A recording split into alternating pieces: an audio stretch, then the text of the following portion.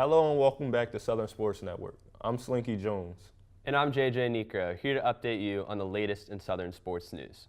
On Saturday, women's volleyball was on the road to Boca Raton to face off against Lynn University. Senior Sydney Marshall had one of her best games as a Mock, finishing with 13 kills, 10 block assists, 7 digs, and 3 aces.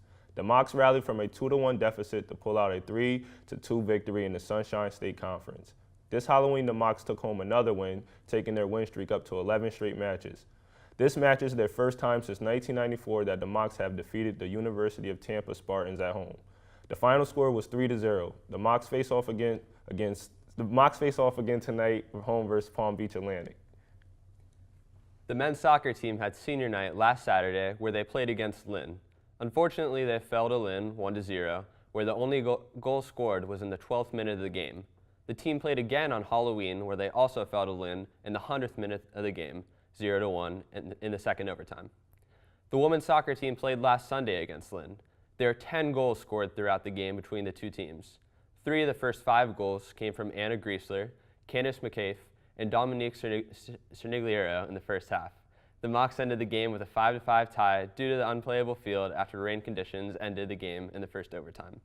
The team played next on Halloween, where they fell to Florida Tech 2-1. The only goal came from Anna Griesler, where she tied the game in the 65th minute. The Panthers reclaimed the lead in the 71st minute. The team had 8 wins this season, which is the most since 2010. They also tied for their most goals since 2010 and had the highest scoring average since 2009. Florida Southern men's golf had rounds of 282 and 277 as a team on Monday to finish in second place on the first day of the Miami Intercollegiate hosted by Nova Southeastern on Monday, October 31st. Senior John Vanderlyn had scores of 69 and 67 to claim the top individual spot. In Tuesday's game, Vanderlyn won his second tournament of the fall by shooting a 6-under par 64 in the final round, while Jacob Penny and John Coates each finished in the top 10. The Mocs finished the Invitational second as a team. The next time the FSC men's golf team plays will be at their tournament, Matlock Collegiate Classic, at Long Palm Golf Club, February 12th and 13th. The FSC's women's golf team stood at the top of the team standings after one round of the Newberry College Invitational on Monday, October 30th. The Mocs ended with a team score of 308 for the first half of the Invitational, with Tori Higgins shooting a final round 74 and all 4 moccasin counters at 77 or better.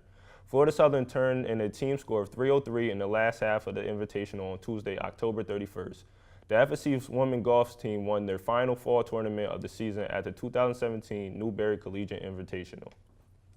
The Florida Southern equestrian team member Paige Tynan took first place in the advanced walk, trot, canter Saturday, October 28th, at the University of North Florida's equestrian event. Shona Whitfield finished right behind Tynan in second place, and Emily McPartland came in fourth place in the beginner walk, trot, and canter. Melanie Tootin placed fourth in the open over fences event and tied with the teammate Maddie Pollock for sixth place in the open flat. The Moccasins had 3 riders in the intermediate over fences, with Taylor DeRico and Emily Shaw tying for second place and Mahori Rodolesi coming in third. Next on schedule for the Mocs equestrian team is the 2-day Hunter Seat event November 11th and 12th at Savannah Art and Design. Thank you for tuning into this edition of Southern Sports Network. I'm JJ Necro. And I'm Slinky Jones. And we'll see you next time.